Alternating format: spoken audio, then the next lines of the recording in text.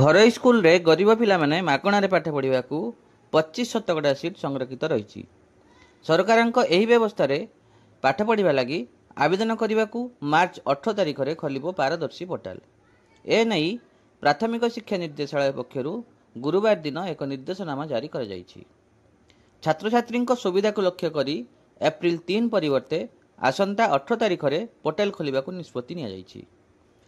ସରକାରଙ୍କ ନିର୍ଦ୍ଦେଶ ଅନୁସାରେ ମାର୍ଚ୍ଚ 31 ଯାଏ ସ୍କୁଲଗୁଡ଼ିକର ପଞ୍ଜୀକରଣ ଓ କାଗଜପତ୍ର ଯାଞ୍ଚ ହେବ।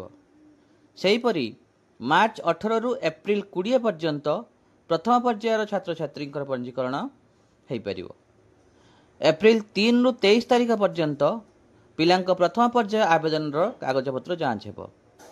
ଏପ୍ରିଲ 24ରେ ଲଟେରୀ ଉଠାଣ ସହିତ ସ୍କୁଲ ଆଲଟମେଣ୍ଟ କରାଯିବାର କାର୍ଯ୍ୟକ୍ରମ ରହିଛି।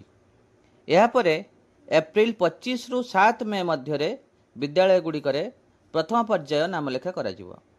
ସେହିପରି ମେ 26ରୁ ଦ୍ୱିତୀୟ ପର୍ଯ୍ୟାୟ ନାମଲେଖା ପାଇଁ ପଞ୍ଜୀକରଣ କରିବେ ଓ ମେ 27ରୁ ଯୋଗ୍ୟ ବିବେଚିତ ବିଦ୍ୟାଳୟଗୁଡ଼ିକରେ ନାମ ଲେଖାଇ ପାରିବେ। ଅବଶିଷ୍ଟ ଛାତ୍ରଛାତ୍ରୀ ଜୁନ 10ରେ କଟ୍ ଅଫ୍ ତାଲିକାରେ ନାମ ଲେଖାଇ ପାରିବେ ବୋଲି ସୂଚନା ଦିଆଯାଇଛି।